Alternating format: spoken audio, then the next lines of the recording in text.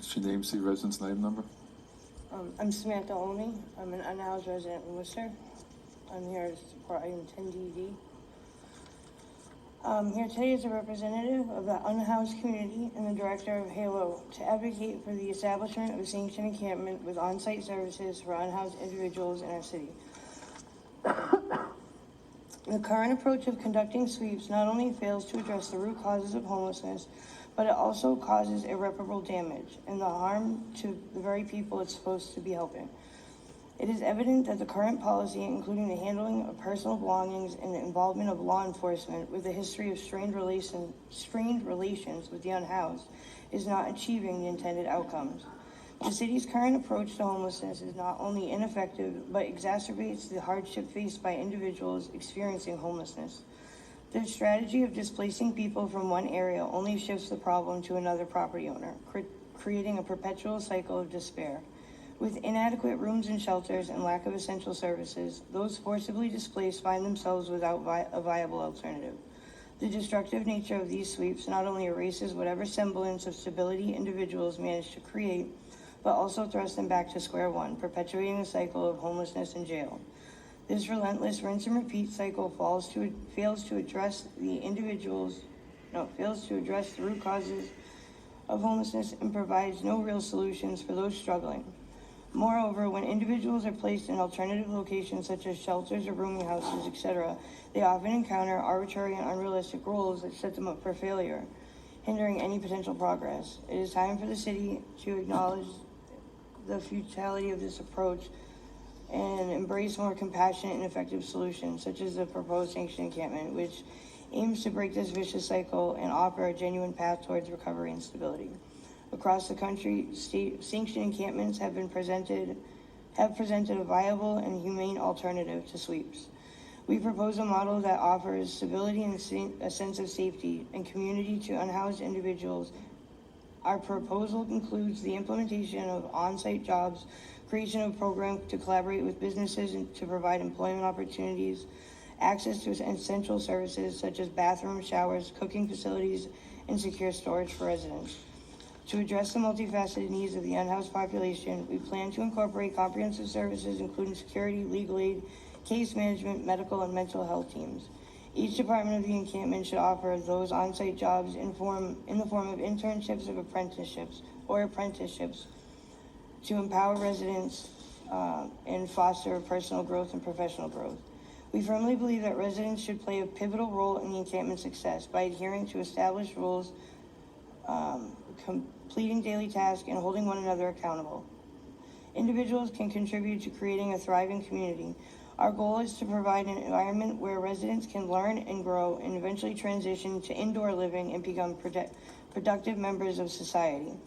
We also want to strive to heal relationships and connections with residents in the community and the unhoused individuals who live in the city as well.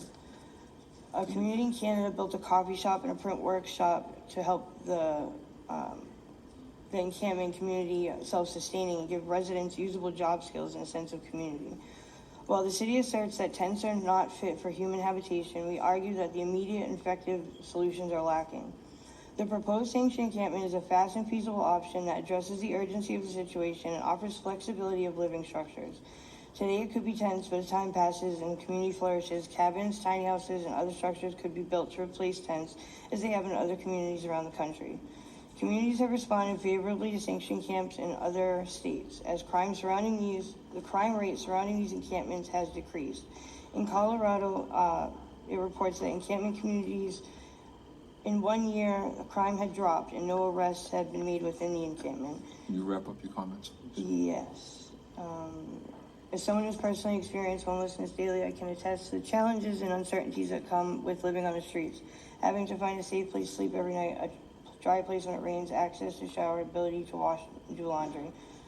Being discriminated against when shopping or trying to use the bathroom, and interacting with people in general can be overwhelming. Some people do not have a year to wait for services, shelter, or housing. For some, being unhoused is a life or death situation, and we hope that you consider carefully this request, as it is our lives that are in your hands today. Thank you. Thank you. Next speaker.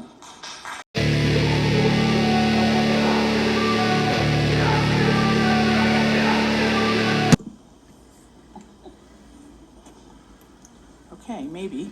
The only section of officers of the peace that have not been trained in our state are every single constable. And So, Worcester is a city that has a lot of empathy for people, I think.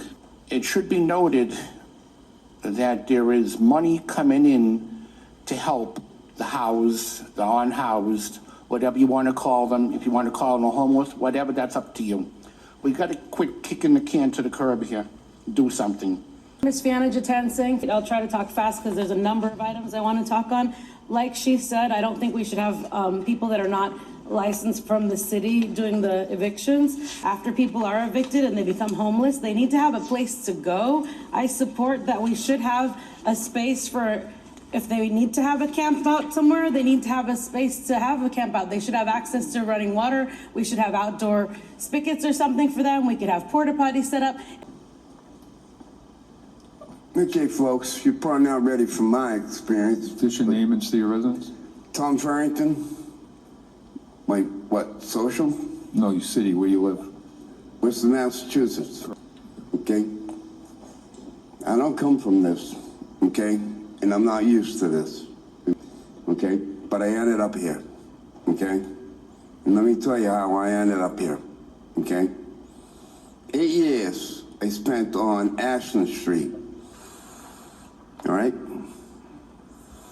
But I lived there for 8 years, up until the Kelly Street gang decided to move in to the fort. You, Mr. Petty, actually, I know you, and you know me, and I don't lie. I'm no bull.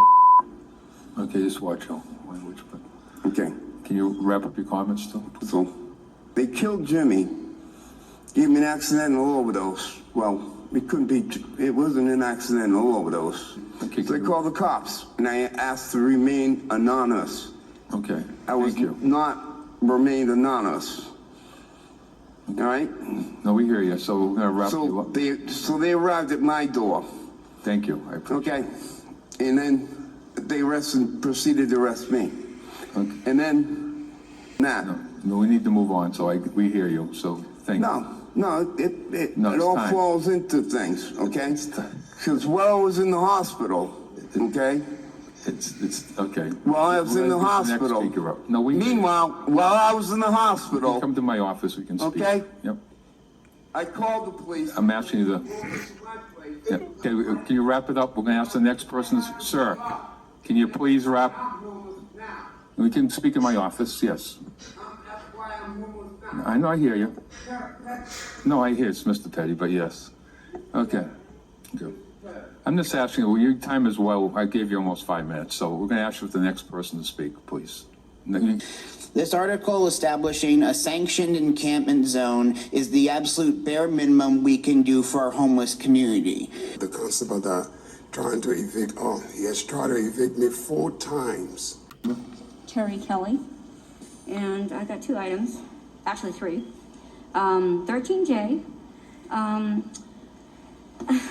it's a situation of certification. Now, I work in the medical field, and you had to be certified to work your job. How dare these people have no certification and evict people? Okay, Worcester had a tornado in 1953, okay? I looked at Katrina when it hit the country. Our civilians in Katrina were held by the government, boots on ground, holding them in a flood zone, told them to go back to the dome where there was no supplies. That we should have a shelter/community center in every district. So one district should not take care of all the homeless. Okay. Thank you. Right? I Well, appreciate it. anyways. No, you're all set, thank no, you. no, I'm not. Yeah, you're all I- set. Our next speaker, please, yes. I talked to Okay, can you wrap up your comments, please? $30,000 into the. No, can you wrap up your comments, please? Yeah, $30,000. Municipal Thank you. $1 million. Can you shut the microphone put in. off, please? Thank you. Can you shut it off? Thank you.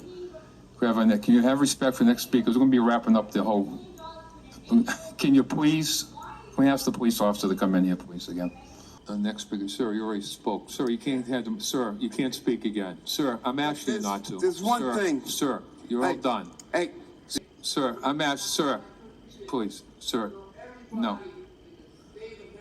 Sir, I'm asking no. No. Sir, I'm asking to be respectful of other people. Sir, I'm asking. Thank you. Okay, we're good. We're good. Thank you. Okay.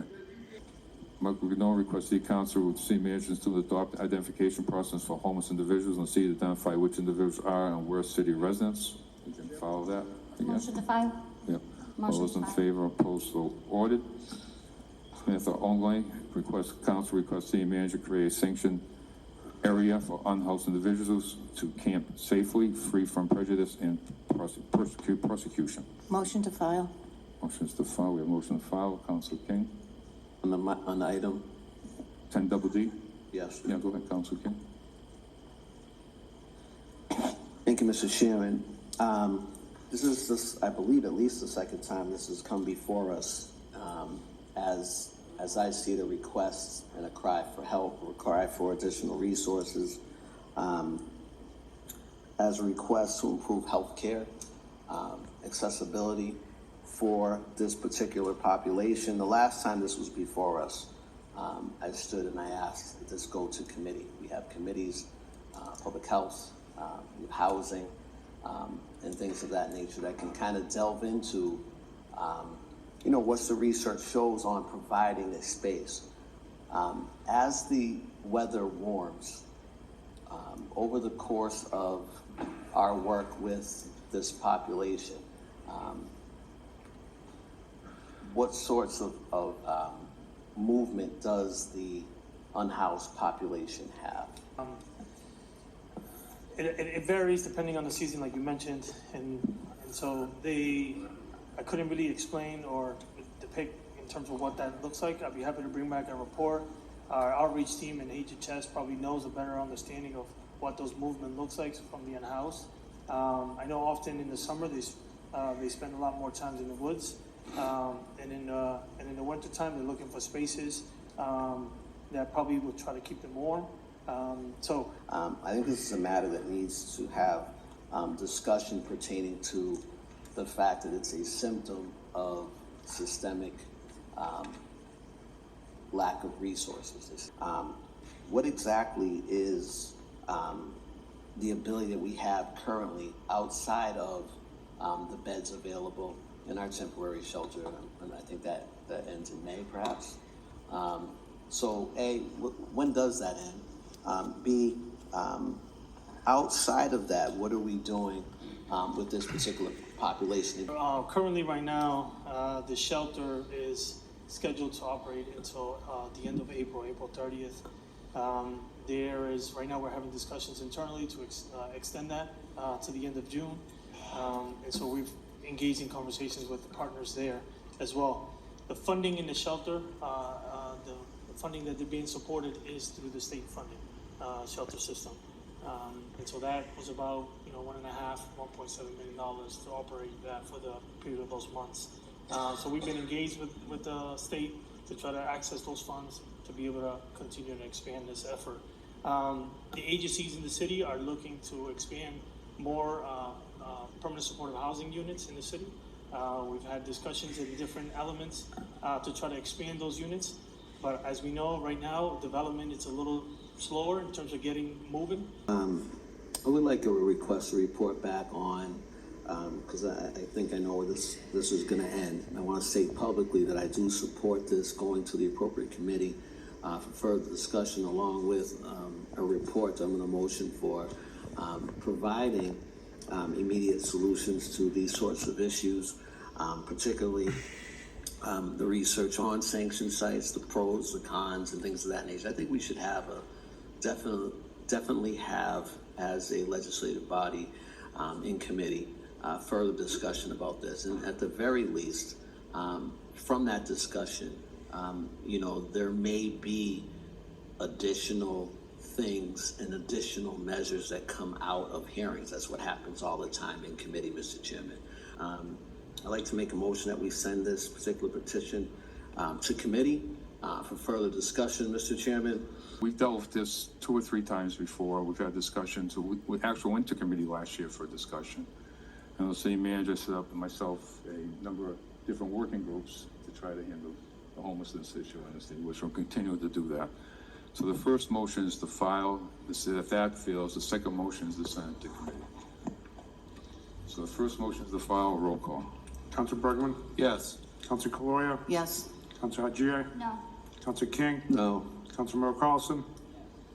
Council Nguyen? No. Council Ojeda? No. Council Pasillo? No. Council Russell? Yes. Council Toomey? Yes. And Mayor Petty. Yes. Mr. Mayor, the motion passes 65. Okay.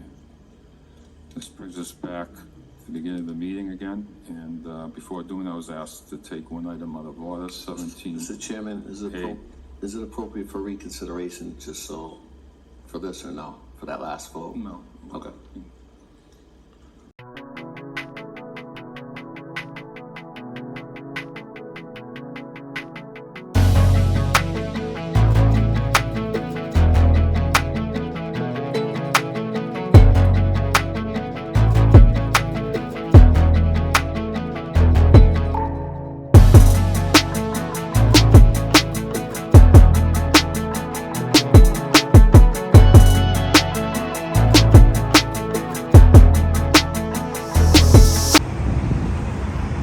Taking a walk down Millbrook Street. There's a car passing right there.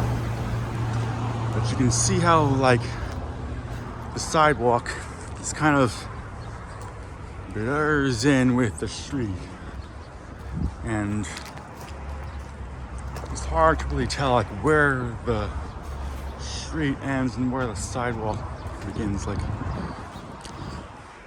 trying to give you, like, a little example of what I mean here. It's like you see here, like you can't really tell where the street ends and the sidewalk begins. Like, and by the way, this could be a safety hazard. So, yeah, really, the city ought to fix this because, you know, they really need to do something about this. You know, it's like. Seriously, like, and right there is the Buzz Dispensary where I get my weed. Nice sunny day today. It's the beginning of spring. After a long, cold, and freezing winter, finally, the springtime has come, and it's nice, beautiful weather, and there'll be more days like this to come until winter comes again. But now it's the beginning of spring, and the weather is nice.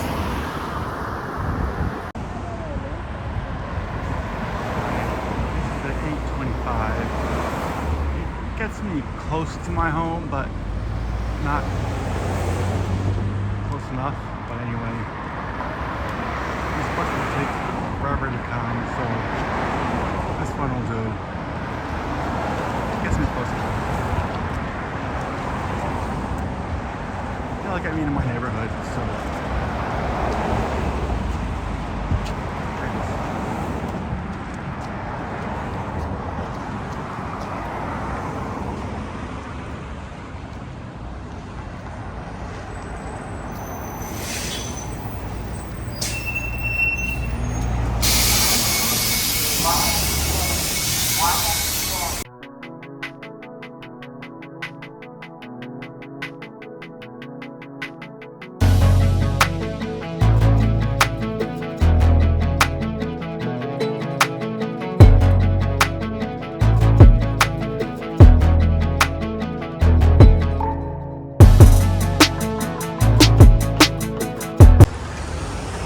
So this is where the 823 bus takes me.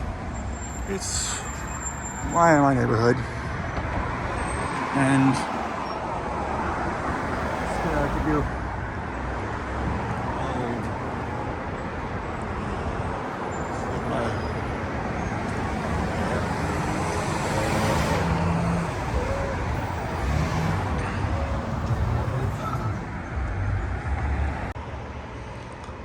Another thing, they need to install crosswalks on this street right here. Like, seriously, it's so hard to cross this street right here. It's like really dangerous stunt walking to try and cross the street. They seriously need to put some crosswalks over here. Like, look at this. They need to put crosswalks here. Come on. Alright. Let me just show you a little bit around my hood. This is what my neighborhood looks like. This is the hood that I live in. See? This is my hood. You know, place where I live. You know, it's a bit of a dump. You know, kind of slum-like.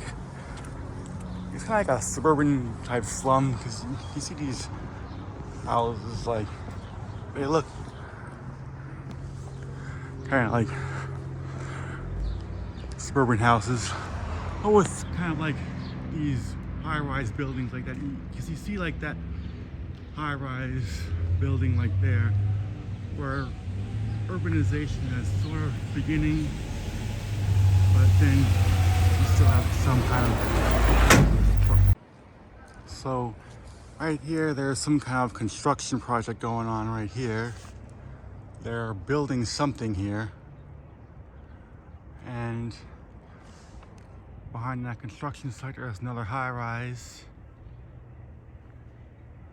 And over here is some more of the suburban style homes. And you see some more suburban style homes right there. That high rise, and you've got some construction going on over here. They're building something here.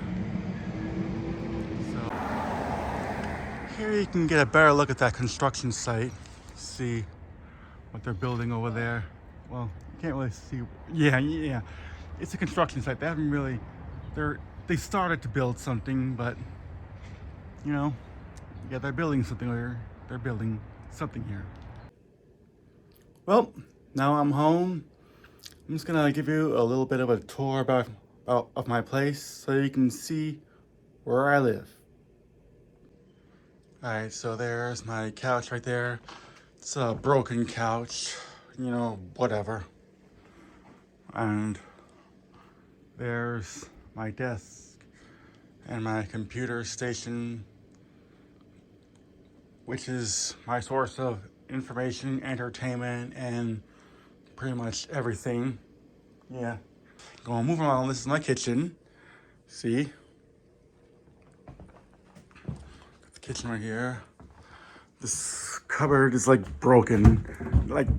Like these cupboards like are just broken. This house is like really old and falling apart, and everything's always constantly breaking. Like one time, the ceiling right there, this huge leak just went right through there, and there was water all over there. And it's like, yeah, everything is always like falling apart in this place. This place is like falling apart. This is an old building. It's just, it's falling apart. It's like, I mean, it's still livable, but for how much longer? It's like this place is like a rundown old building, and yeah. Over there is my bed where I sleep. This is my bedroom right here. See, closets. Ooh, who's this sexy lady in the mirror? Hello. Yeah. Honestly, I keep getting turned on by my reflection in the mirror. It's, you know, I can't help it. I'm so attracted to myself. It's like, ooh. Oh my God. Yeah. All right, so this door is like in a permanent state of being open. It's like, yeah, well, it's sort Oh, yeah, see how it kind of like falls down when you try to close it? Like, yeah, it's the bottom hinge, like right here, that's broken. Yeah, you see that broke? Yes, that bottom hinge that's broken, and that's why it's in a permanent state of being open. Yeah. Ooh, just gonna grind this right up. Anyways, I would like thinking about like all those like homeless people out there. Yeah, this little crappy home that I live in, but it's like at least I live in a home.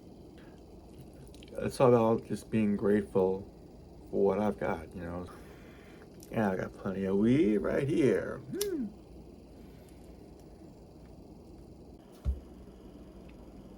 So, I first moved into this place, back in August of 2021. And, it was in the middle of that pandemic era. And, but anyway, when I first moved in to this place,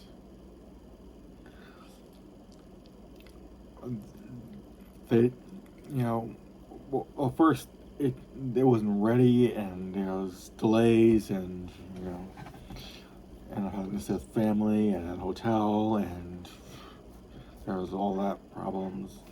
But eventually, I did move in after they finally got it ready, and it was like, all right, so where's the key?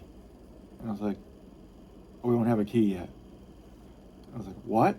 It's like, no, the fuck is this, And how am I supposed to lock the door? And so, but they had this like padlock with the combination thing in the front. So it's just the people, that are in the building that would have access to this. But like, no. I need a key, I need a freaking key, Like, what the fuck is that about, Why are you gonna move me into a place and not give me a freaking key to the freaking front door? Like, oh my fucking god, like, that is like the most ridiculous fucking thing like I've ever heard of. Oh my god. Oh shit. Anyway, but like, all right, so I had to wait a whole week for the key to be made. In the meantime, I had to stay home. I couldn't leave or go anywhere because I could not lock the door. I had to keep the door locked while I'm inside of it. So, I just couldn't go anywhere for a full week until I had that key. That front door key. It's like, that's like the most ridiculous thing. Like, how do you move someone into an apartment and not give them the freaking key to the freaking front door? Ah! Damn it! That's like the most irritating, That's like, that's the stupidity of the things. And the thing is, they were like, no, it's okay. There's the door lock in the front door. It's just the people that are in the building, and they're good. You can trust the people in the building, yeah. And that's the thing. That was like the thinking. Like, it's okay. You can trust the people in the building. They're not gonna come in and steal things. The front is locked. It's just the people in the building that would have access to it, but they're not gonna come in. Turns out there's crack addicts living in this building. So yeah, I was right. They were wrong. No, it was not. I can't trust the people in this building. No. You see, I was right not to trust. And, I stuck to it. I stayed in this place for that full week until that key came and I was able to lock that freaking door. Yeah.